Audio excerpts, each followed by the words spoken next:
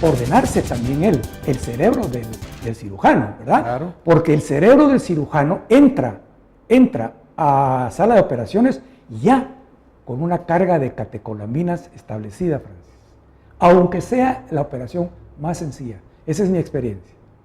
Conforme va pasando y va progresando la operación y va siendo ya un terminal feliz, esa carga va disminuyendo, ¿verdad? Y si midiéramos la cantidad de catecolaminas y de esteroides en ese cirujano, vemos que va disminuyendo, ¿verdad? Y que todo va contento. Pero cuando hay problema, ahí es donde se distingue lo que yo pretendo decir, que es entre el que tiene experiencia y el que no la tiene. Claro, es donde se suma lo intuitivo, el razonamiento, la experiencia, para poder tener una situación bajo control. César, por ejemplo, mucho paciente va con el médico, le tiene confianza, pero en un momento determinado surge la situación de una segunda consulta. Porque mucha gente, pues obviamente su hijo se enferma, su padre se enferma, un ser querido, y aunque no desconfía de su médico, pero sí como que quisiera tener una segunda opinión. Pero muchos colegas se molestan por esto. ¿Qué cree usted? Bueno, ¿Cuál sería lo correcto acá? Yo le voy a contestar así, Francis.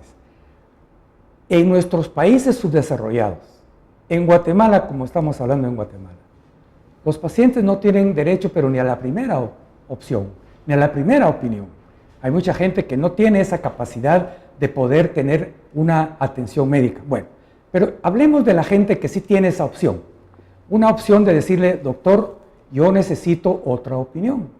Para eso hay que educar también a la población, porque la población a veces se siente cohibido delante del médico para decirlo, y es totalmente aceptable, porque es el paciente, es su cuerpo, es él el que tiene o no los resultados esperados. Claro. De manera que, Francis, yo he sido testigo de médicos que se molestan porque esta paciente va a pedir otra opinión, probablemente en el extranjero, y tiene necesidad de llenar formularios.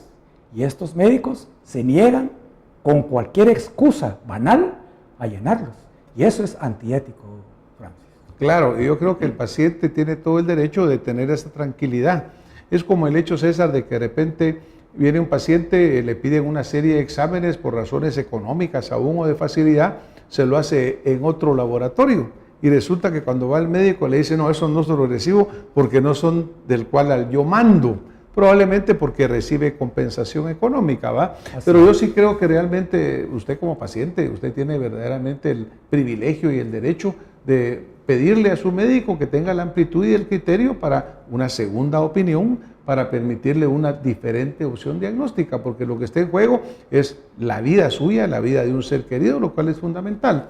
César, mitos y realidades que usted quisiera mencionar de la práctica médica. Bueno, hay muchos mitos y hay muchas realidades que podríamos platicar de ellas, pero, por ejemplo, ya hablamos de los genéricos. Ese es uno de los mitos y realidades, ¿verdad? Otro podríamos hablar del chequeo médico. Eso es importantísimo. Sí. El chequeo médico es importante porque la prevención es importante, ¿verdad? Entonces, el chequeo médico también tiene la particularidad, y eso hay estudios que demuestran, de que en largas estudios y poblaciones realmente no ha llegado a disminuir índices de mortalidad por enfermedad cardíaca o cáncer. Pero el chequeo médico es importante, tal vez no con la regularidad que algunos lo prescriben, ¿verdad?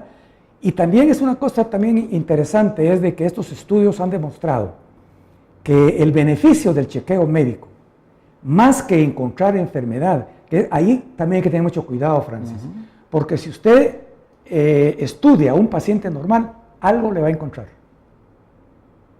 Y ahí está el problema.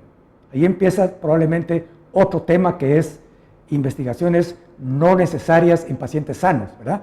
Pero volviendo otra vez a lo que es el chequeo médico, establece una relación que quizás sea la más importante, en sentarse, en explicarle al médico lo que está sintiendo, lo que está pasando, y probablemente es una charla de carácter de médico-paciente, en donde priva más la parte emotiva y el paciente se tranquiliza de haberlo visto y ahí se acabó el problema.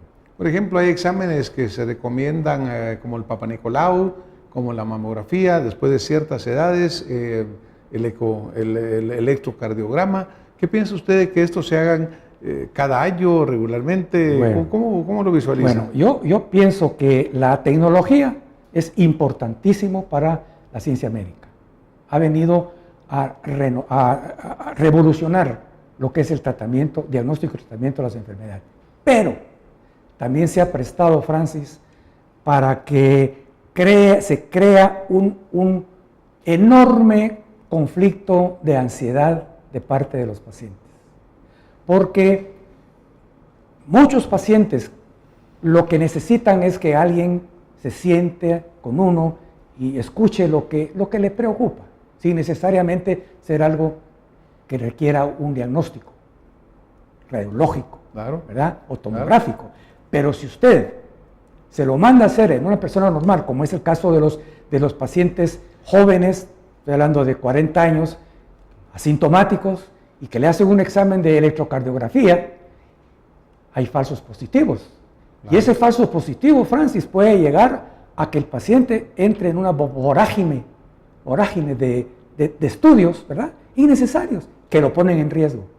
Así es que cada examen que debe de ser estudiado, el paciente debe ser consensuado y debe ser meditado por parte del médico, y la última palabra la tiene el paciente. Usted mencionaba, por ejemplo, acá en una parte del libro, que en Estados Unidos se gastan como $8,300 per cápita en la salud, sí, y en el Japón se gasta aproximadamente $3,000. Y sin embargo, los índices de morbilidad, mortalidad son similares prácticamente. Mucho más bajo el de Japón. Claro, pues más bajos comparando la inversión, pero ¿verdad? Es ahí donde entra lo que estamos platicando, ¿verdad? De que en estos países como el Japón, como Canadá, ¿verdad?, que también tiene un índice de atención primaria envidiable, ¿verdad? Un sistema socializado completamente. Sí. El gasto es meditado, ¿verdad? Y no se mandan a hacer estudios solo porque el paciente se lo pide, porque esa es otra cosa, Francis. Ahora con la internet, cualquier paciente puede entrar, cualquier persona, a la internet y buscar la información. Y cuando llega con el médico, le pide información y le pide que le saque de dudas. Y el médico tiene la obligación de disipar dudas. Claro, pero también de aclararlas en una forma que no sea hacer estudios innecesarios. Exactamente. César, ya estamos prácticamente al final. ¿Qué mensaje quisiera usted dejarle a nuestra audiencia acá importante? Bueno, yo querría decirles a mis colegas médicos que por muy especializado que sean, enfrente tienen a una persona, a un ser humano. Que no lo miren como un brazo, como una mandíbula o como un estómago. Que lo miren como una persona que necesita que se le hable y que se le ponga atención y empatía. También les diría de que la ciencia médica tiene que proseguir con la ética que enseñaron nuestros maestros, sin necesidad de que haya de por medio ningún interés. Y a los estudiantes de medicina les quiero decir de que están en la ciencia sublime, diría yo. Están en la ciencia muy importante, pero tienen que entender que también tienen que ser filósofos y que también tienen que ser humanistas para tener una empatía con el paciente. Pues muchísimas gracias, César, por este último mensaje tan importante. Lo primero que tenemos que hacer los médicos es no hacer ningún daño. Así que a ustedes que nos han estado viendo y escuchando, gracias. Nos vemos la próxima semana con más Acción Positiva. Muy buena noche. Muchas gracias. Muchas gracias.